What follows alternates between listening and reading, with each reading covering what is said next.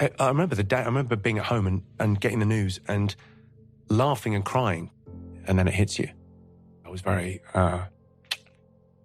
upset by it, and he was just so funny. You're a fantastic crowd. Thank you very much. Good night. Thank you. Would you please welcome Jimmy Carr? One of the most respected and best-loved comedians in the world. The king of one-liners. Okay, strap in, everyone. You ready? I'm going to start teaching comedy because it teaches you how to come up with original thoughts, to find your voice. You'll be chasing imposter syndrome, and it's great. You should feel it every 18 months. You learn that failure is one of the great gifts of stand-up comedy, and to learn how to lose gracefully, it's a good test of how much you want something. How do we know what we actually want? I love what I do now, but often question whether I should go be like a DJ. Dude, what? I can answer that question for you. No, you f***ing shouldn't. I know everything you do, you think, oh, maybe we can make a few quid out of this. No. As a guy that's touring the world 300 days a year, what advice would you give me on how to be a better communicator? Speak at 92 beats a minute. When you look at the great public speakers, they all seem to be hitting that rhythm of 92 beats a minute.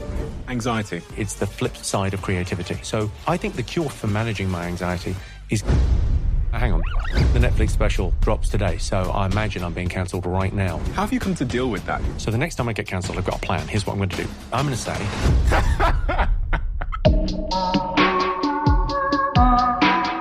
Jimmy.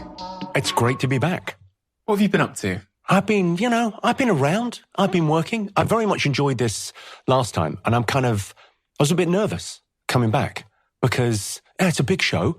And I really enjoy it. I really enjoy listening. So I've given it quite a lot of thought. I've kind of made loads of notes. And, here's what I'll kick off with. I've been thinking a lot about gratitude as the mother of all virtues. And I think, I'm right in saying this, I think you would give me everything you own in 25 years' time to be the age you are now and as healthy as you are right now. And I think it's a really interesting meditation to think about, right, if you had a time machine, if you were 30 years in the future, if you could be this healthy and feel this good and be this age, you'd give everything materially that you own in 30 years' time to be back here. And just to take that in for a minute, just to take a moment to think about, wow, this is amazing.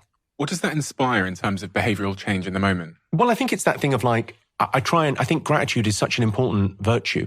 And people talk about gratitude practice, and it does take some practice. And it often takes it's like a way of reframing the way that you see the world. So I think that we suffer in the West a little bit from life dysmorphia. You hear a lot about body dysmorphia or gender dysmorphia. We've got life dysmorphia. A lot of people think their life is terrible because there's kind of the hedonic treadmill. You get used to how great your life is. No one had a hot shower until 50 years ago. So I try and do this thing when you stand in a hot shower. George Mack, my friend, pointed this out to me. Well, look, when you stand in a hot shower, just for a moment, just go, well, no one that you admire from 100 years ago had this simple pleasure in life. And when you look at the world that we live in, we're like, there's been 100 billion people ever, right? We are in the top percentile in terms of the luck that we have had. The lives, like the calorific intake that we just take for granted, the fact that our children don't die, in the first year, the modern medicine and our lives and the entertainment that we get. We're living like kings. And yet, life has never been objectively better and subjectively worse because the nature of humanity is our desires are mimetic. So we've got this thing where we sort of, how happy are you? Well, it's your quality of life minus envy. That's how happy you are. And it's easy to look at everyone else and how they're doing and not take pleasure in what you have. It's funny because there's a cost to a hot shower, isn't there? And that's exactly what you're describing there, because subjectively, I think a lot of people don't feel like they are very happy. And I think objectively, if you look at some of the stats around suicidality and depression and mental health, it doesn't appear that people are any happier. So even though we have sort of materially improved our lives, we have hot showers now, there's a cost to the hot shower in the sense that maybe it's made life too easy. Maybe it's made life too comfortable. Maybe we're in a comfort crisis. Yeah, I mean, there's a lot to be said on that. I mean, I suppose it's very tough love, but you can't have an easy life and a great character. Show me a trust fund kid that inherited a bunch of money, and I'll show you someone mentally tortured. It's true, right? Everyone's like your struggle, where you've come from in Plymouth, in living in poverty to now. Having stuff isn't fun. Getting stuff is fun, right? It's not the pursuit of happiness. It's the happiness of the pursuit, right? It's that thing. And it's not like, the self-help. It's not the journey. It's the destination. It's not either the journey or the destination. It's who you become on the journey. And here's the terrible thing about life. It's self-assignment.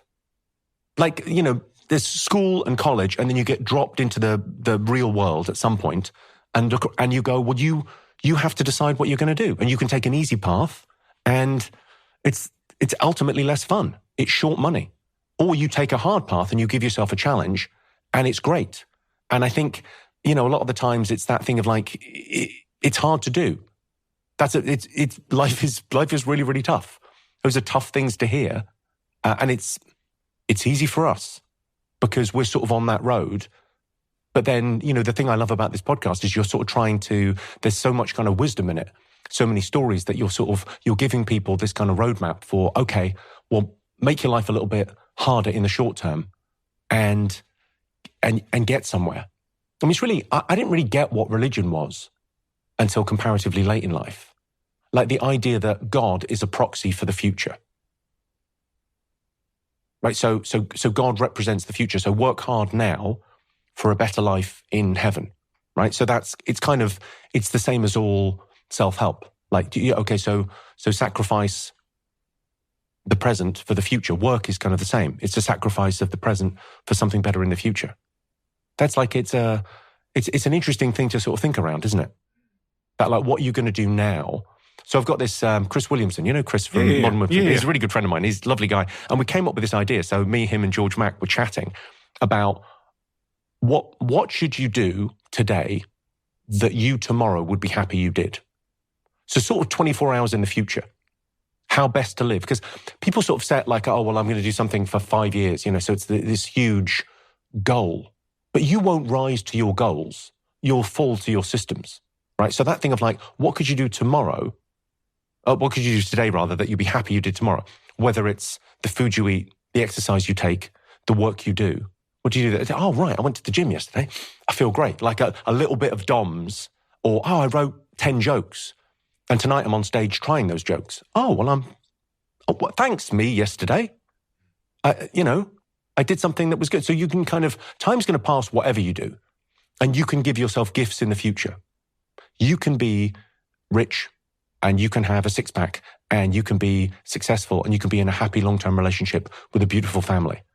You can give yourself those gifts, but there's some tough times in the present to give yourself that gift in the future.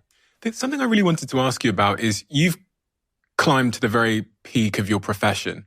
Like you really generational talent, this guy. That's what I mean. It's true. It's true. You really are. You really have. You think about where you started off at sort of 25 years old in your mid-20s when you decided to leave that, I think, advertising business and pursue comedy. Like where you are now really must be a dream you never really imagined could come true. You're at the very peak of your profession. And I think at the peak of your profession, I wonder sometimes if you wonder more than other people who are still on their journey up the mountain, what the point in all of this is. Well, I think that's incredibly interesting. Okay, so there's a couple of things to unpick there. So you never feel like you're at the top of your profession because you're standing on the shoulders of giants in whatever industry you're in. So you might think, oh, he's doing very well. He's got a Netflix special and a new tour and all of the things. But then inside you're going, well, I'm as good as the next joke I write. So the thing that I try and do is be quite stoic. I'm trying to do less better. I'm trying to just be a stand-up comedian. The world ordered a stand-up comedian, and I'm trying to honor that, right? That's what people want, right? Go out, write jokes, tell jokes, push the boundaries. Great, that's your little role in the world. Do that. So the more I focus on that, the better it gets. More people come to the show. It's that thing of like, I suppose the whole of the world is built on incentives, right? So you put down sugar, you get ants. You tell jokes, you deliver on a show, and people come and they enjoy it, and then they come back next time. What'd you get out of that? I mean, the self-actualization, I suppose, the idea of going, well, I do this thing that I very much enjoy comedy because it's an immediate feedback loop.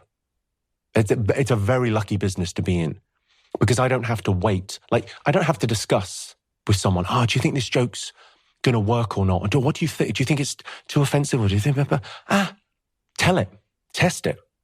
It's the Silicon Valley, the dual testing. Is this better than this? This or this? I'm like an optician. Like, just, is this or this or this or this wording or this wording? And the audience is a genius. The audience tell me what works. So it's kind of, it's a joyful thing to write a new show and then to put something on the shelf, like the new Netflix special, Natural Born Killer, now streaming on Netflix, is like, it feels like I've given people irrefutable proof I am who I say I am. And that feels really good. Like, that's what I do. That's better than the last one. And last time I was on the show, I talked about wanting to write longer bits, longer form. Like, I've got a great fastball, but I haven't got a knuckleball. And I wanted to try and write some different bits that maybe made some points. And I went away and I did it. And for better, for worse, it's there and I gave it a shot. And I think it's a better, more rounded comedy special than the previous one. And I don't hate the previous one. It's got really good jokes in it. It's really funny. I like it. And then the new tour, I think, will be better again. I think you see progress. And what are you chasing? You're not chasing the thing. It's you're enjoying the process. It's being. So I don't think you get self-esteem from the six-pack you get at the gym. I think you get self-esteem from being the kind of person that goes to the gym every day. And I don't think you get anything from the show from having done the Netflix special, but being the person that put that together is that's the enjoyable thing. And you get kind of better at it. The weight doesn't get lighter, your back gets stronger. I think about this with myself a lot. I look at what I'm doing in business and stuff and with the podcast and other things, and I go, there are moments where my brain will ask myself the question, like, what's the end goal here? Because I've got the things that I materially need to be happy. I could retire and just go chill on a boat. But for some reason, I'm sort of torturing myself in many respects. But torturing yourself? Sometimes it's very hard. You know what you're doing? You're giving yourself a better character because you're giving yourself a challenge, right? We all need the challenge. So it's like, with any kind of mythological story, it's the hero's journey. And you're on a journey to do something, to become something, right? And what are you doing here? What's your role in the world? Well, going and sitting on a beach isn't anything. Like, there's a reason holidays are 2 weeks. It's so you have 3 days of going, we should get back. Like, holiday should be 10 days. But somehow we've made it 2 weeks, and that's great because it allows people sort of 3 days of going, do you know what? I've got to get back to work. I've got to do something. And like that thing of like the top of your profession, well, you'll always be looking ahead, right? Someone that's, if it's for you, probably Joe Rogan. You go, well, Joe's got the biggest podcast in the world. And what are you, number 2? And so you've got something to aim at. And even if you're number 1, then you're going to go, yeah, but radio's still bigger. So, like that thing of you'll be chasing something, giving yourself maybe an artificial goal in the future. But it's just something to point you in the right direction. Is there a little bit of unhappiness, a sort of voluntary unhappiness involved in wanting to that thing off in the future, do you think? Because I sat with a psychiatrist the other day who was on the podcast, and he said, if you live your life continually wanting, you're essentially deferring your happiness and replacing it with sort of discontent in the moment. Well, listen, even the worst people say great things. Yeah. Chairman Mao said, you can't smell the roses from a galloping horse. So when you're moving at that kind of speed, you don't take any time to enjoy life, right? So you have to just enjoy the moment. But you enjoy these conversations. Yeah. You enjoy the thing that you do. Now, the hard work is a lot of the stuff around it. Yeah. The travel and the admin or whatever. But you have to love the whole job. You can't just go, well, I want that bit. Because in the same way that people are jealous of you, there'll be other podcasters that are very jealous of what you've got. But they're jealous of what you've got. They're not jealous of how you got it. No comedians are jealous of how I got it. No one sits there and goes, I wish I could sit for 10 hours a day and write jokes. They think I want to play that venue, or I'd love to have that Netflix special, but they don't sit there going, well, what pathology would you need in your head to write that many one-liners and to care that much about it? Who would you have to be to do that? And we're all chasing something, right? I think we're chasing imposter syndrome. I think imposter syndrome's got a bad reputation and it's great. You should feel it every 18 months. As you level up, you should feel like, do I belong here? Right? This show's much bigger than it was when I was last on. Congratulations, you. Why is it bigger? Well, because you pushed yourself and you worked harder, right? And now sometimes you feel like, oh my God, I'm interviewing this person. Great. Don't feel comfortable. Lovely. As soon as you start to feel comfortable, you need to push yourself a little bit further. There's a great story my friend told me. It's a very name-droppy story. You mind? Good. All right. Brandon Flowers told me this story. So he's filming a video with Lou Reed. It's like 10 years ago. They did a song with Lou Reed, which is pretty cool for the Killers. And they're filming this video, and they're backstage. They're in the green room. And Lou Reed's there. He's got leather trousers on. He's got a leather jacket and a vest. He's got mirrored sunglasses. He's Lou Reed. And he looks in the mirror, and Brandon sort of sees him just like checking himself out.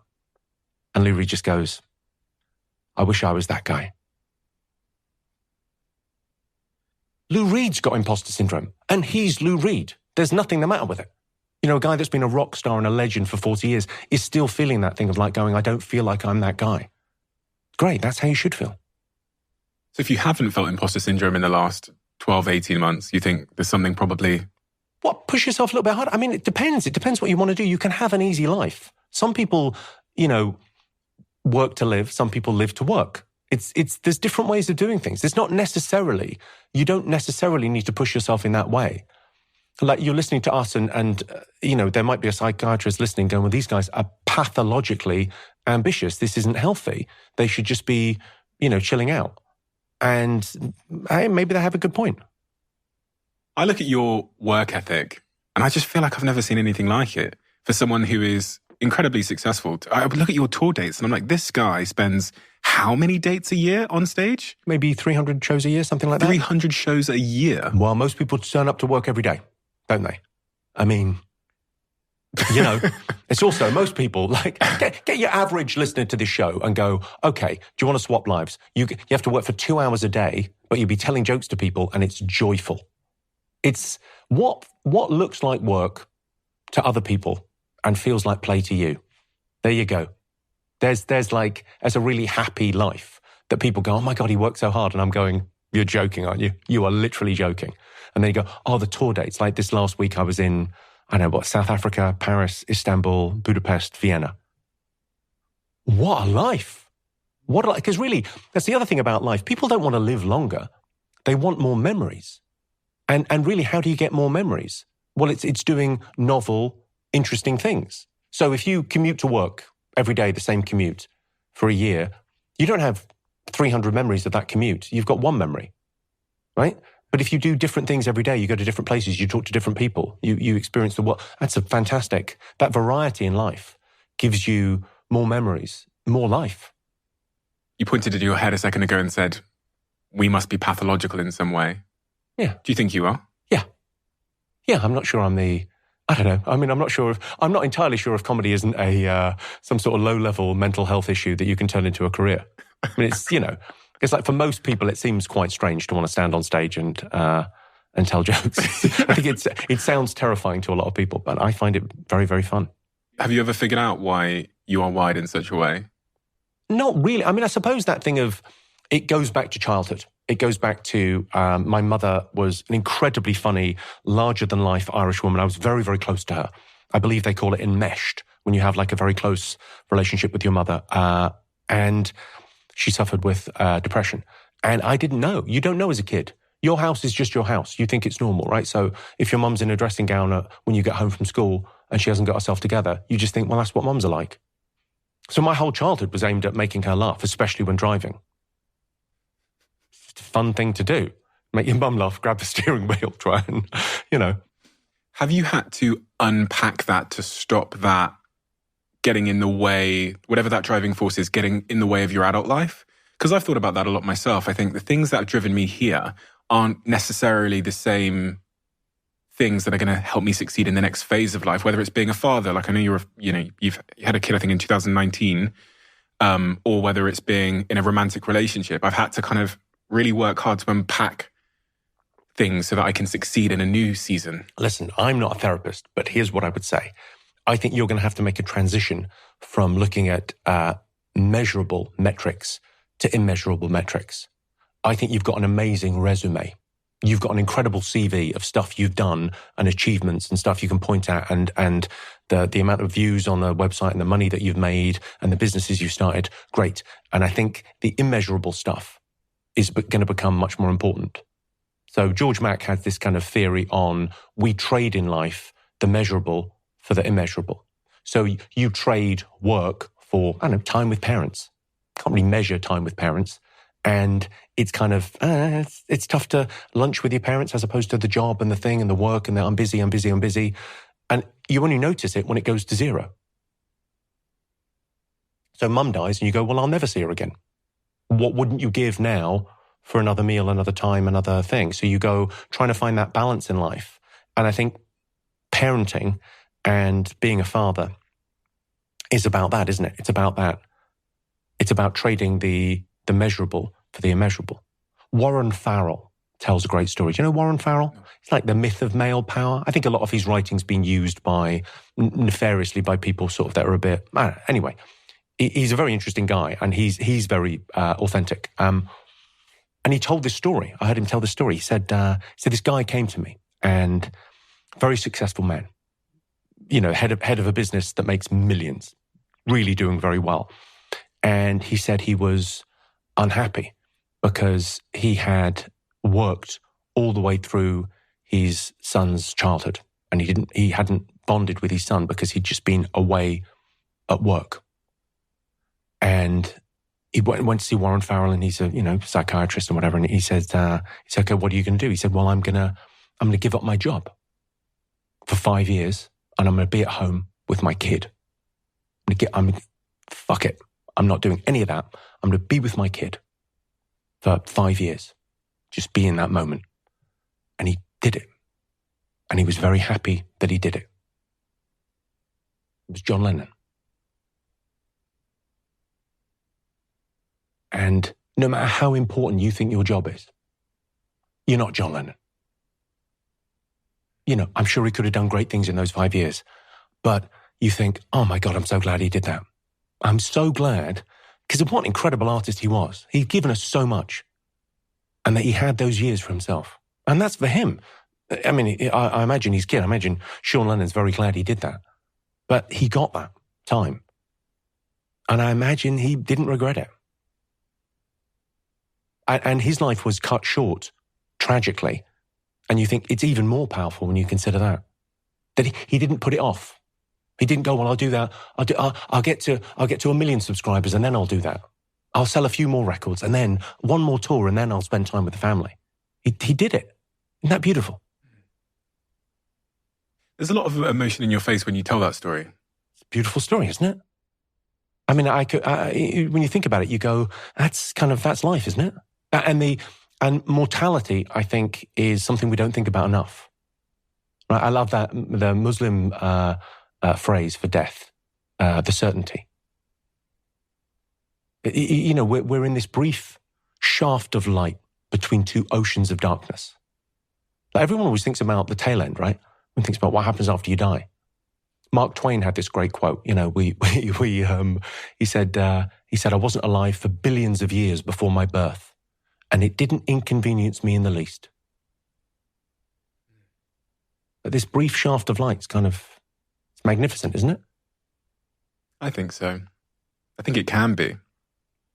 This idea of, depression is essentially thinking about yourself too much. Last time we spoke on the podcast, you talked about... I would say, yeah, sorry, that feels to me maybe a little bit too harsh, because I think people suffer with depression and it's a disease and it's incredibly serious. And we think of suicide as being something that stands alone. It's a symptom of a disease called depression, right? So it's the permanent solution to a temporary problem. You don't want to feel this way anymore, but actually you don't want to feel nothing anymore. You'd like to feel better. So it's that thing of like, I don't think we talk about it enough, but I think that thing of, thinking about yourself all the time, I think it just can lead to a melancholy, a sadness, I think depression is maybe a slightly separate thing. Not to nitpick, but it feels like that's a disease. Yeah. And there's also a lot of sadness in the world. And you're lucky if you're sad. Because if you're sad, it's circumstantial and you can do something about it. You know, are you depressed because you have a serotonin imbalance in your head and it's a heritable trait? Or are you sad because your life hasn't worked out the way you want it to work out? Well, if that's the case, the latter, you're in luck because you can change that. It does feel like there's a bit of a crisis going on within young men at the moment. And I think your new show on Netflix shines a light on many of the difficulties that young men are facing. I was really excited to talk to you about this particular topic because I've been trying to arrive at a position myself on why so many young men appear to be lost and suicidality has increased. And there's, you know, these new masculine influences or masculine influencers that are really rounding up this cohort of young men. Who are we talking about? Andrew Tate? Andrew Tates of the world. Well, Andrew Tate's interesting, isn't he? Because who made I think John Mulaney made the observation, Trump is a poor person's idea of what a rich person looks like. Yeah, I've got gold taps. And I think sort of Andrew Tate is like a 14-year-old boy's idea of what masculinity might look like. Like it's really, and of course, nature abhors a vacuum. And there's a real vacuum for elders. Like we don't learn how to shave from our fathers. It's a YouTube video. And so you lose something in that bonding. So there's a big bit in the new show where I give a young guy, an audience member, a pretty tough time. Like we have the talk and I give them advice on how to be with a woman. And I'm not wrong about anything. It's really funny and it's really rude, but I'm not wrong about stuff. It's like, it's about consent and I think it's really good because I've sugared the pill of the message because people don't want to talk about it. People go, it's obvious what consent is. Yeah, not to 17-year-old boys or girls. It's like, actually, what does that look like and how should that be? So it's a really fun routine. It's a really fun routine to perform and to write. What is it to be a man these days? Because it's quite confusing in terms, even the conversation around like chivalry and understanding, you know. Well, people talk about toxic masculinity and easy fix. Be a gentleman, be a mensch. That's it. This is done. Be a gentleman, be a mensch. A gentleman is never rude by accident. It's Christopher Hitchens' line. Great. I don't know. I mean, my thing about young men today, if I was going to give young men advice, it would be get the right drugs and the real thing, right? In real life. Live in real life, right? So why young men are obsessed by video games, right? Obsessed. They're spending hours and hours and hours online playing video games. Why? Well, that's a proxy for career. Right, video games. You think about the levels of video games and what people do on video games. That's a proxy. That's like it's a substitute for the career that they're not having. And then they spend a lot of time, fapping to Pornhub or YouPorn or whatever. And that's a proxy for sex. And my thing would be, George Orwell wasn't right. Our power won't be taken away from us by some authoritarian master. We're going to give it away for cheap dopamine.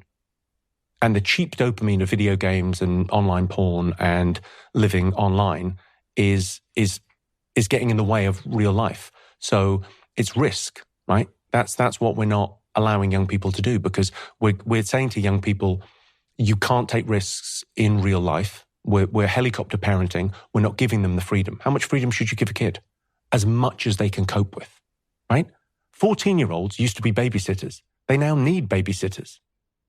That's not good, right? So you should allow them more freedom in the real world because otherwise the only place they get freedom is online. And no freedom in the real world. You're not allowed to go to the park and hang out, but you're allowed to do whatever you want online. Well, that feels like a very bad social experiment. That feels like a bad idea. Yeah, it feels like we've inverted Maslow, this pyramid, the hierarchy of needs, and you go, well, food and shelter and warmth and we've got all the bottom stuff worked out in our society, right? We kind of can't see it. We're not grateful for that because we can't see the hot shower. We can't see the third world and we can't see the people in the past having a tougher time than us. So we take it for granted. But we've worked out that stuff. They hadn't worked that stuff out 200 years ago. But they had the top of the pyramid sorted. Everyone knew who they were. They had their identity. And they knew what their purpose was. Everyone knew who they were, what they were about, and they were connected to the others in the group. And now we're kind of free-floating individuals. We kind of worship the individual as if we can survive as individuals. I always think of that thing of like, there's no such thing as a baby. There's a baby and a mother, there's a baby and a father, baby and an auntie, but there's no such thing as a baby, because a baby on its own isn't anything. It's dead. It needs taken care of. We're all still babies. We all need the connections. Yourself, yeah, sure, there's a lot of yourself that's within you, but a lot of it is out in the world. It's connected to other people, and it mediates who you think you are. And that's slightly missing from society, where you kind of live online and you're kind of a self-authored thing. You're just on the computer, on the screen, and you're not connected and you're not taking risks. Taking risks is really important. Is this in part due to the rise in atheism and agnosticism? I think we both, me and you, lost our sort of religious faith around the same age. I think sort of early... Mid-20s. I think it's a weird thing where you can lose your... I certainly don't believe in the stories. There's two types of fools, right? There's people that take religion literally, and there's people that think it has no value. Okay? Both idiots for different reasons. Like, it works as a thing, religion. I miss it, because the reason the ceremony works isn't because God's pleased, it's because the people came together. And so I think we look for things that are proxies for religion. And sometimes that's football. It could be environmentalism, because you go, well, I need something, I need purpose in my life. I need to feel like I'm adding value. And what a great cause. I'm going to save the planet. It's a big thing to think about. It's got a religiosity to it. But I don't think that's I don't think that's necessarily the answer. Some people do it with politics. They think politics is going to be heaven. They're going to come up with some perfect system. I think you're putting too much pressure on politics. First time I've ever said this, actually, but when you just said, I think I miss religion, I think I miss religion. It's nice, wasn't it?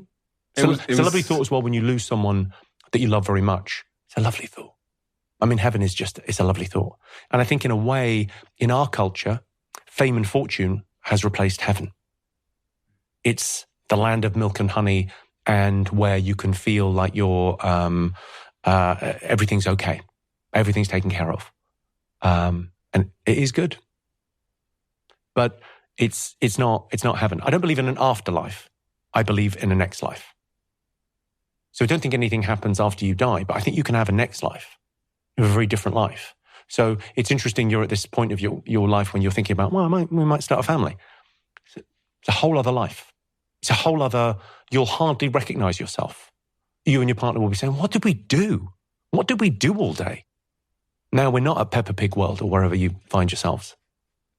It's really just struck me that I do kind of miss religion, but it feels like when I lost my religion, I put a backpack full of weights on. And I think that's what the responsibility and individualism is. I mean, for me, the loss of religion was a rush of blood to the head. It was like, oh, this is my life. And I need to make good on this, and I need to live it.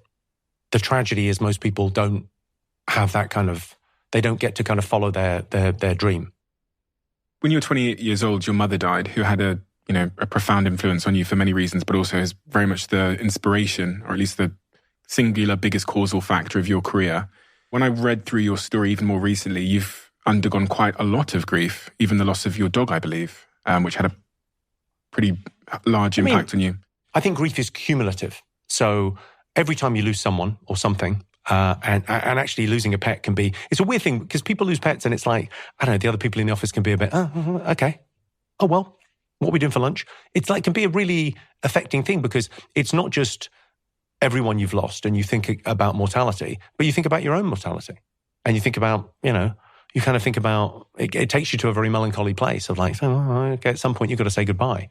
And I guess you think about those things of going, what are the, in life, as we were talking about, the great, you can have a great resume, great CV with loads of stuff on it. But what are people going to say at your eulogy? That's the important thing. That's the stuff that really matters. And it's a very different, it's the hidden metric of what are people going to say at your funeral? What are people going to say when you pass? I don't know. I think grief's, it's very interesting. It is that thing of, it, kind of comes in waves, and you don't think about it for a long time, and then it hits you. How have you dealt with grief in your life? I mean, I think when my I don't know. I think I'm slightly guilty of suppressing it a little bit. I think when Sean Locke died, I was very upset by it, and you just go to work. You just kind of go, well, I'll put myself in this joyful place of laughter and maybe not have to think about it as much. But it's they're gone forever. And there was something really amazing about when Sean died, because people shared so much online. So you had these clips of like, I remember being at home and getting the news and laughing and crying, kind of a real kind of cognitive dissonance of like feeling really upset. And then they played just all the funniest clips of Sean, like people just sending me clips. And he was just so funny. And that joy is kind of there. It's really lovely. It's really, like, for all of social media's ills on that day, my God, it made a difference. What did it make you realize about both Sean and life when he passed? I don't know whether there's any great revelation in it. I think it's that thing of just, enjoy your time, enjoy this, because it's fleeting. I mean, all too fleeting for Sean, who's very young. But it's, I think that thing of,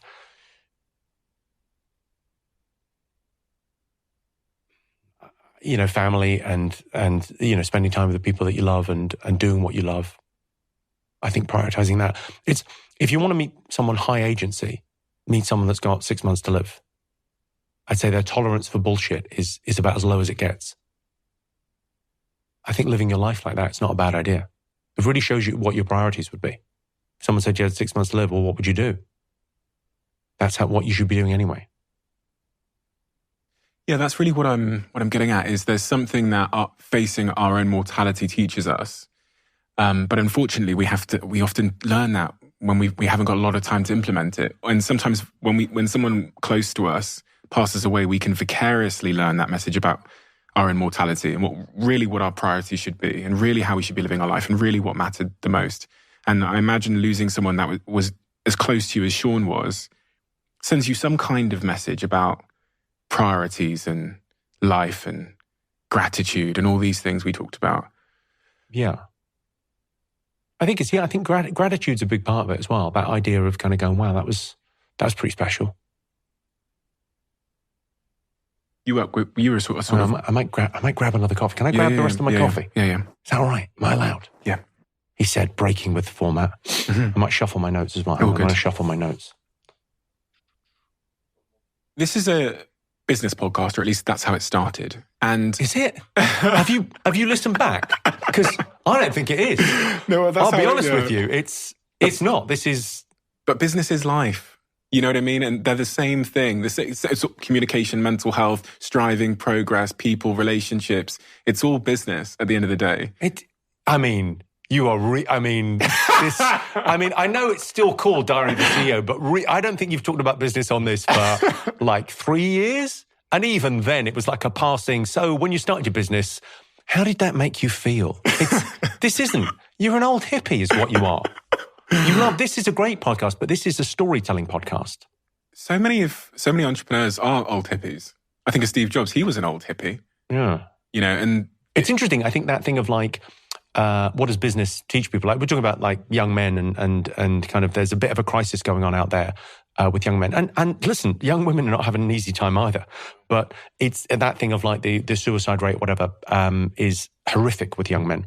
And you go, well, what's going on? And it's agency. I don't think we're giving young people enough agency, so they don't feel like they have control.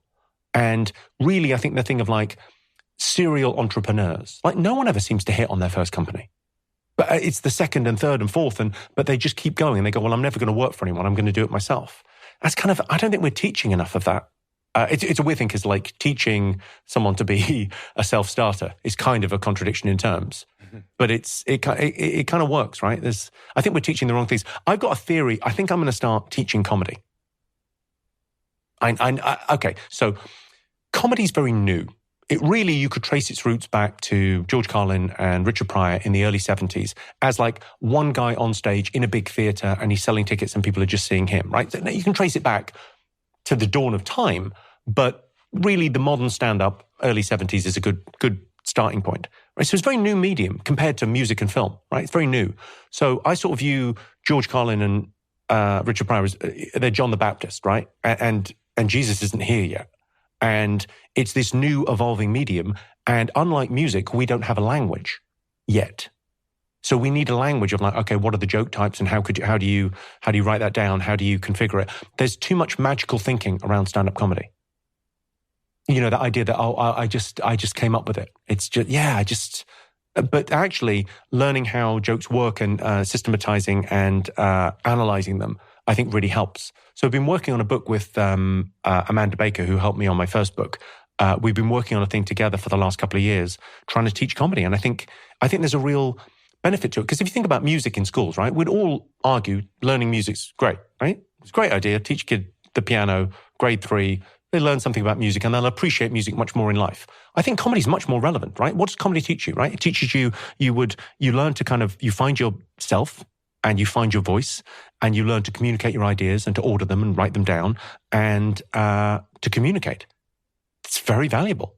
Like the great tragedy of life is most people live and die and never hear their own voice. Everybody wants to be a better speaker, a better communicator. You know, it's funny because I sat with a guy called Julian Treasure, who has, I think, a TED Talk on communication and speaking that did, 30, 40 million views. And he said, I also did a TED Talk on listening. Fucking no one listened to it. Everyone listened to the talk about being a better speaker.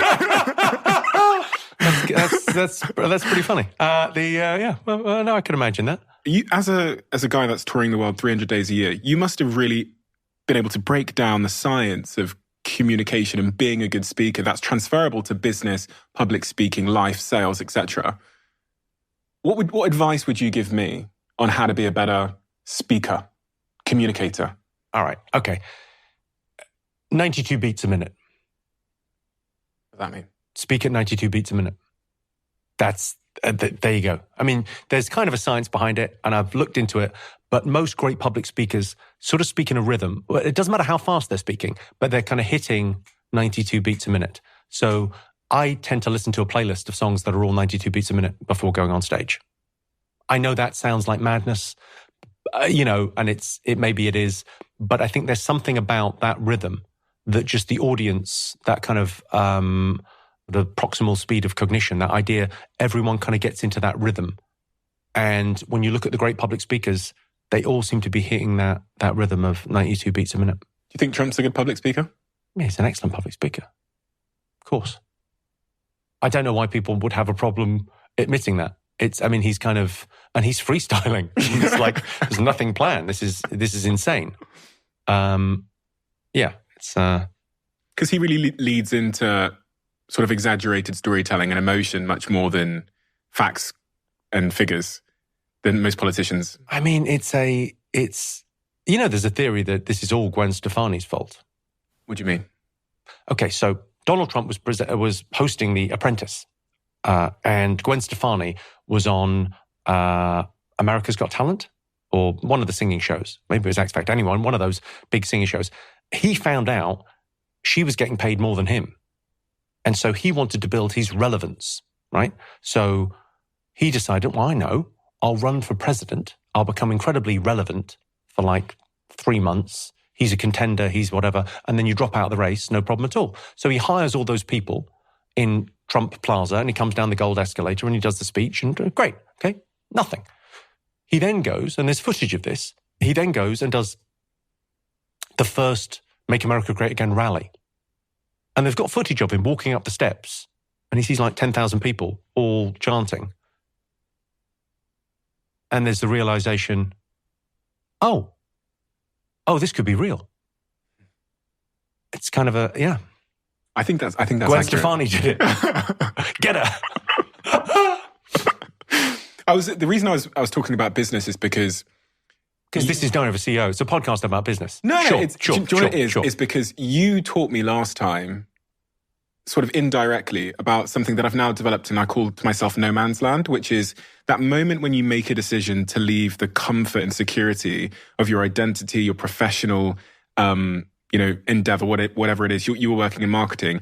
And then like I always reference how objectively insane it was for you to leave that and go and become a comedian. And I've dubbed that no man's land, that sort of 6 to 12 months of looking a bit stupid, of losing your friends, I refer to these 5 buckets in life. You have your knowledge, skills, your network, your resources, and your reputation. And when you go into no man's land, you fill the first 2 buckets of your knowledge and skills, but you empty the last 3. You lose your network, you lose your resources often, you lose your reputation, whatever that was at the time, but you fill these first 2 buckets. You made that, for whatever reason, decision to leave a normal life and go and tell jokes for no money. Some people, for some reason, and I've seen consistently on this podcast, like Darren Brown, who had a great professional life ahead of him and decided to go do card tricks on tables in Bristols for 10 years. What is it about these people that's making them... I think they've had the realization, right? They've had the Confucius moment. Every man has 2 lives, and his second begins when he realizes he only has 1. And the good is the enemy of the best. Because when people are on podcasts like this, that moment looks like bravery.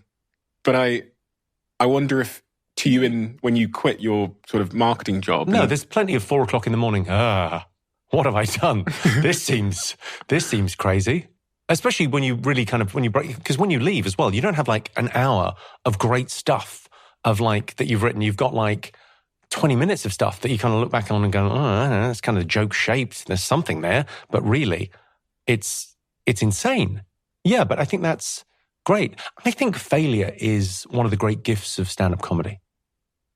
You sort of make friends with failure as a stand-up because you write so many things that don't work. You write so many jokes that you think, oh, this is going to be great. And then you tell it and the audience go, no, that isn't anything. Guess again. And that idea of going, failure is kind of frowned upon in our society. We don't let kids fail. We don't let kids lose at sports. We don't let, that... It's really silly because you're sort of teaching them if everyone's a winner, then you don't learn how to lose. And to learn how to lose gracefully that's a great skill to have, isn't it? And you kind of it checks your ego and not everything in life is going to work out for you. And it's okay, so you test it. And it's a good test of how much you want something. You go and you have a terrible gig and you go, well, I'm never doing that again. Or you have a terrible gig and go, well, you lose or you learn. You develop your relationship with no. Someone said this to me the other day and it really stuck with me that you need, I worked in telesales for a couple of years and it really helped me develop my relationship with the answer no.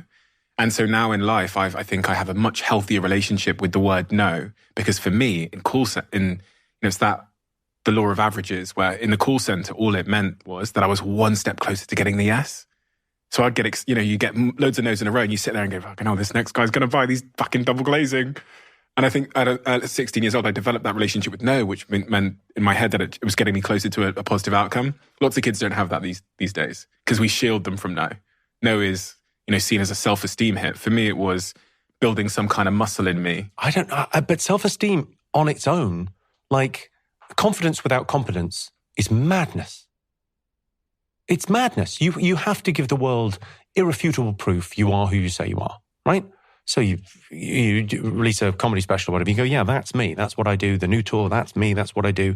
It's irrefutable evidence, right? I am who I say I am. And I think that idea of taking away the negatives, you can't just, I mean, you can, but then I think it's very cruel. I think we're being kind on the wrong time scale to people.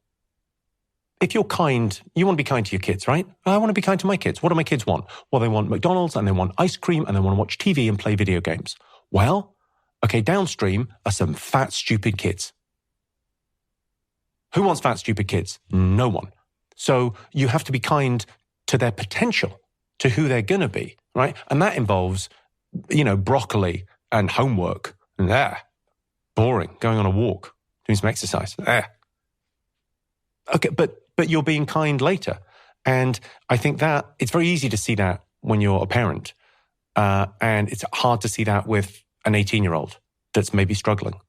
It ties to your point about being kind to you in 24 hours, I guess. It's a similar thing, right? Like seeing the potential in someone, seeing the potential in yourself, in a child, in anyone, but in yourself. That's kind of the thing of going, well, you could be incredible in 20 years' time. Because really that thing of like, it's the, I suppose, what's the opposite of gratitude? It's resentment. And who had the great line? Nietzsche had the great line on resentment. He said, if you think someone's ruined your life, you're right. It's you. Like, that's a mic drop, isn't it? That's such a great line. And, you know, gratitude is the cure for that. There's a great definition of entitlement, which is where you are now and where you want to be. If you want to do something about it, that's ambition. Where you are now, where you want to be, if you think that's someone else's problem, that's entitlement. And I think if we're honest, there's always a little bit of that going on. Like, there's a lot of people in my industry that would, you know, their career isn't where they think it should be. And, I need to get a new agent. Really? You think that might be the problem? I remember there's a great story of, I wasn't there, but David Tell is sort of the comedian's comedian. He works out in New York, late night. He's, I mean, really one of the greats, one of the most influential voices in comedy. And these guys backstage were like moaning about their management. And he's kind of overhearing this conversation that's going on for far too long. And he just went, ooh, be funnier. It's often very simple. That stoic thing of going, what's the thing you're meant to be doing? Just do that.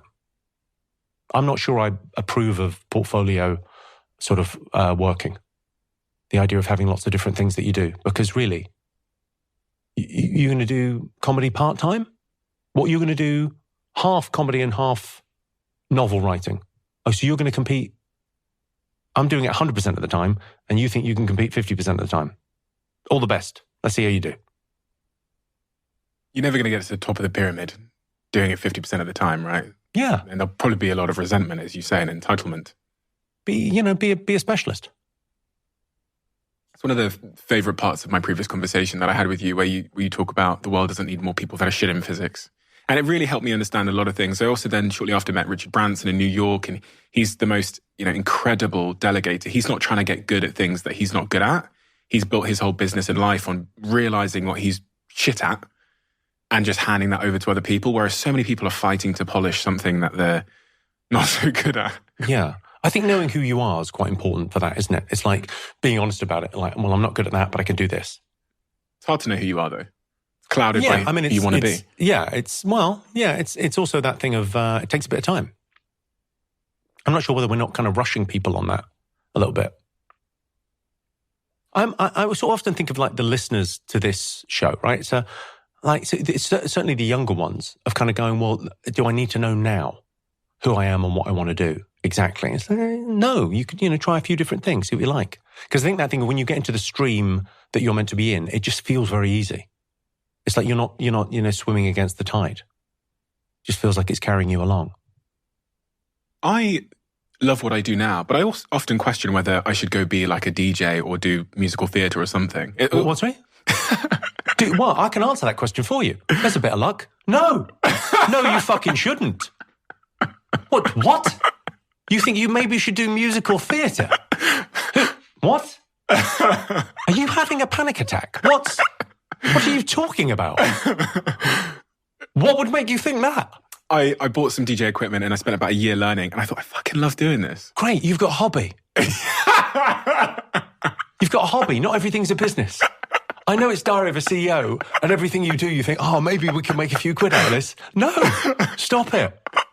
What are you talking about?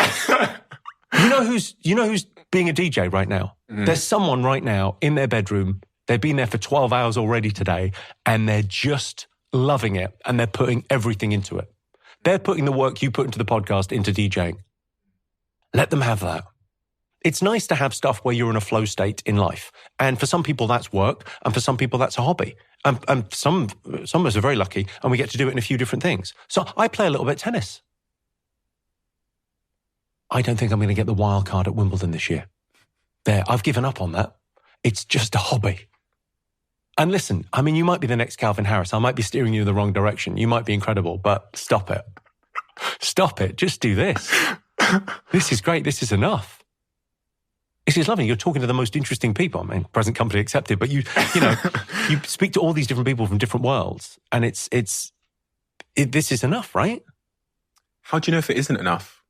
Well, I want to talk to you about quitting, because there's going to be a cohort of people that listen to them. I meet them. I met a lot of them last night at a show I was doing, and they are working in finance, and they'll tell me their job. Then they'll show me their hobby on their phone, and their face lights up when they show me their, I don't know, their papier-mâché business or whatever it is on their phone. What's the great line? It's the, if you want to find out what you should do in life,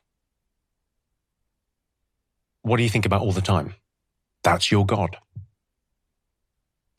What, working in the city with a shirt and tie on at JP Morgan or something? No, but no one's thinking about that all the time. You know, so what do you think about all the time? What are you engaged in all the time? Like if it's football, if you're absolutely obsessed by football, well, something in that industry is going to be the job for you because you're obsessed by that and that's what you think about all the time.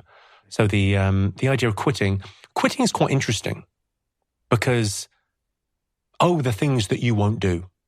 Like if you're going to have an interesting life, you can't have all the other interesting lives you would have had, right? So there's all the counterfactuals of the different sliding doors that you could have done. Like, well, you know, if you're going to be an Olympian, you're going to have to give up an awful lot of stuff. Like you're not really going to have a childhood in the traditional sense, but you're going to be an Olympian. Great. And if you're going to be an academic, then you're probably not going to having to go to as many parties. Okay, well that's, you know, there's no solutions, only trade-offs. You know, Thomas Sowell, isn't it? You have to make a lot of trade-offs because not only, you know, are you on the road 300 days a year, but you have so much opportunity. There's so many things being offered to you to do movies. Why don't you try and be an actor? Or why don't you write 5 more books? Or why don't you do, I don't know, a comical musical or whatever it might be? Why don't you become a DJ? DJ and musical theatre, those are my 2 prime loves. I mean, there's a few, there's not as many as you would think. No one's banging down my door saying, do you want to be in a movie? And I don't know if I'd be great at that. I don't know. I mean, listen, I like getting out of my comfort zone and, you know, opportunities come along and sometimes, you know, you get offered a TV show that you go, well, I'll give it a go. Why not? But I think sticking to what you do, that stoic thing has really paid dividends. That really has paid off. And I think you have to listen to that. You know, and I see other comics, you know, mentioning no names, there's some great stand-up comics that were like absolutely amazing. And they're doing 5 other things now. And they've lost a yard of pace. And for me, that feels crazy. Like I'm looking at it going, you've got the best job in the world. Why are you allowing yourself to be distracted? Because ultimately, it's going to be hard work. You know, ultimately, I mean, people can see it, I suppose, that something costs more. Like a Ferrari costs a lot of money because a lot of work goes into it, right? There's a lot of work goes into that thing. There's the beautiful handmade Louis Vuitton thing is going to be expensive because a lot of work went into it. People understand that. I sort of feel the same about shows.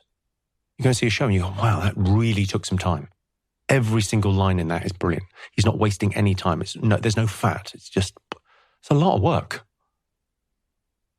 When people look at you and they look at successful individuals, they think, they just must be innately motivated in some way that I'm not. Well, I do think it's slightly unfair that we think about luck in a very fixed way, right? So Barbie and Oppenheimer are great to talk about this, right? So people see Margot Robbie and they go, well, she's just lucky, right? She was born, she's that beautiful, right? She's so beautiful, people can't see how good an actress she is, right? People just can't, because she's just like sort of this stunning thing.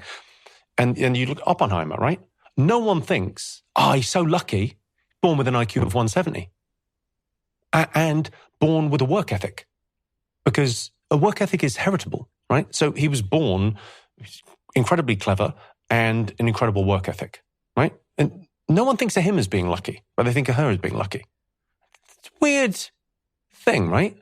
That's odd in our perception of luck and how much is your factory settings. You know, it's always, I've talked to you about this before, but it's always like some bullshit. If someone's very successful, you either go, wow, incredible talent, or he worked so hard. No. Always both together. Always both together. And or like you said earlier, maybe a bit pathological in some way, which I don't know whether you'd put in the talent bucket. Again, you put the pathological, the work ethic, the striving, a lot of that is heritable. So what are you going to do? I think when you see luck in that way, I think you become much more forgiving of, okay.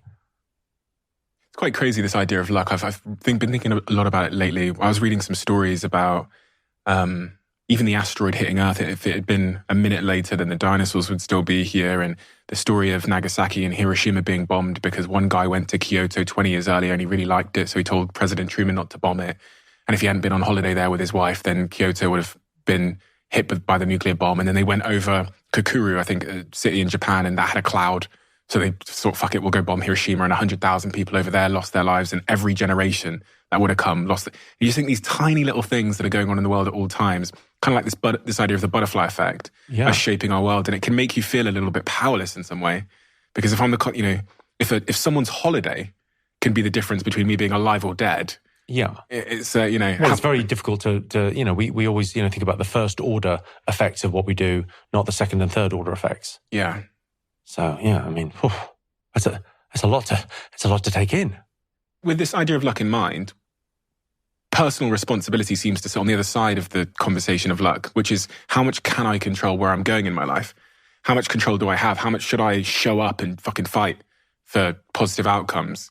Yeah, well, that's agency. You should strive to have the locus of control within yourself. So there's character and there's reputation. And reputation is what the world thinks of you, and character is what you know about yourself. And your self-esteem should be largely based on your character and a little bit based on reputation. Because reputations, you could take a hit every now and then. You get cancelled once in a while. Well, once every 18 months. Well, hang on, the Netflix special drops today, so I imagine I'm being cancelled right now somewhere. How have you come to deal with that? Because as a comedian, you guys get it worse than anybody. I don't know if we get it worse than anyone. I think we're sort of the canary in the mine. It's I don't know. I sort of view it as respectability is a prison, and the gates are open and people are desperate to be inside. Right? I'm not a respectable guy. I tell very edgy, out there jokes, and jokes are like magnets. They attract some people. I've got a big following. I've got a lot of people that watch my shows, and they really enjoy it. And like magnets, the jokes attract people and they repel people. Some people are repelled by my jokes and they think they're terrible. I'm not for everyone. I think you have to accept that. And, it's when it comes out on Netflix, when it drops, that's when it kind of, the pathogen escapes the lab. Because people that didn't pay to see this are suddenly exposed to it. Someone puts a clip somewhere and goes, ban this filth. Okay. Banning stuff, it's like, I sort of view cancel culture as the new, and this isn't saying criticism isn't valid. You can criticize ideas, but you cancel people. And I think the cancel culture thing, I think it's the new book burning. It's no different. The people that burnt the Beatles records in the 60s, how'd they feel now? You feel like a dummy? I bet they feel like dummies. It's like, and obviously the basket of things that are acceptable and unacceptable change and ebb and flow through time. But really, I'm a creature of my time. I'm gonna tell these jokes, and if they get big laughs, then great. Have you always had this perspective, or is this something that's developed like a muscle over time? No, I think there's I think that adversity. I've been cancelled quite a few times, and I try and see the positives in life, right? So adversity is a filter, and you find out who your friends are, and who stands by you, and who's ride or die. Great. It turns out I've got loads of great friends, and a couple of people fell by the wayside, and great. I don't have to waste any time on them, because everyone loves you when you're throwing a party. But in the tough times, you're a bit more difficult to love. And if people stand by you then they're friends. That's what it is. Friendship's such an important thing. It's something that we don't really think about. We think about a lot about our partners in life and our children and that side of family. Friendship for me it's such an important thing. It's such a huge part of my life. And really, when you think about it, why is comedy having this moment? Well, because comedians, it's a little bit like a friendship, right? There's no filter. And really, your best friend is the person you have the least filter with. Your deepest, darkest, you share, you're open. And a colleague, quite a lot of filter. And someone you meet at the bus stop, tons of filter, right? Comics, kind of, there's no filter. You see Chapelle on stage, it's him. Great. You see Chris Rock on stage, that's him. It's like you feel connected. It's lovely. There's really something in that idea of, as you were saying there, that there's so little authenticity and vulnerability and openness in the world that when we encounter it, we feel so connected to it because it caters to the demand that we have that's not being met with supply. There's so much supply of like filter, girl on holiday in Hawaii drinking cocktail. But in our sort of private and our secret lives, there's very little reflection of what we think about in our private and secret lives in the world. So when we hear someone talking about their depression or their mental health, we go, oh my God, that, I can resonate. Or is this not why the podcast is so big? Why comedy is so big at the moment? Because the gap between public and private discourse has never been wider. And we're both living in that space where you go, have a real conversation with someone. Great. And the cancelling thing is great, but really what happens? I mean, you can recalibrate it and just call it free publicity. Like people are talking about you. Well, great. Okay. There's this thing called the eraser test, which one of my guests talked to me about before, Mo Gordat, where he said, if you could go back and there was a study done where they asked people if they could go back in time and erase their most difficult moment, would you press the button and erase it? And these are like really traumatic events. About 95% of people said they wouldn't. When you think about your most traumatic moments of sort of being cancelled or something like that. The best advice I got, actually the last time I got cancelled, I found a friend of mine who's been cancelled. And he said, You've only got to answer one question. Who's Jimmy Carr? I went, he went, no, who's Jimmy Carr? I went, well, I'm edgy stand-up comedian. Okay. Fine then. You haven't got a problem. It's great. And then another friend of mine just went, well, you need to just right-size this. And I went, what? You've got to right-size it. She said, what's happened here? You told a joke and some people didn't like it. Yeah, that's what happened. Doesn't seem like that big a deal when you put it like that. And yet in the moment, sometimes it feels, catastrophic. But those hard times, you wouldn't erase the hard times because again, I would say, and you can't have an easy life and a great character. And what they're saying there by not erasing that moment is, I'll keep my character, thanks. Anxiety. We talked about this last time. Anxiety it's a very interesting thing. I mean, my kind of original thought on anxiety was it's the flip side of creativity. So you have a mind that is whirring, and that's given me every gift I've ever received, right? The ability to write jokes and to be funny or whatever is from that I can't turn it off mind. And sometimes at 4 a.m, when you've got nothing to do, that mind is still whirring. So you get involved in counterfactuals. You start to think of all the other things that could have happened that haven't happened in life. And, people are not worried about falling off a cliff. They're worried about jumping. It's the madness within all of us of like, well, what could happen? And the worst case scenario and these terrible things. And you allow that to get ahead of you. I think the cure for it for me at the moment, how I'm managing my anxiety, is giving myself more to do. Because I think anxiety, you're trying to solve a problem in the future now, and you can't. Because there's no problem in the now. The problem is in the future.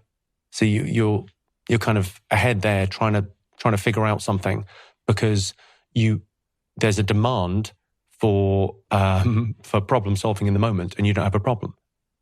That thing of like people don't get depressed when they go to the gym, right? If you're in the gym, you can't be anxious while you're working out. Because you have an immediate problem. I've got to lift this damn thing off my chest. You've got an immediate thing to deal with. You're in that moment. So it's hard to be anxious because you've got something to do right now. So give yourself something to do right now if you're suffering with anxiety, and don't let your mind kind of drift into the future. I suppose it's quite sort of Buddhist in a way. Is your anxiety triggered by anything? Or is it just kind of a noise in the background? I don't think it is. I think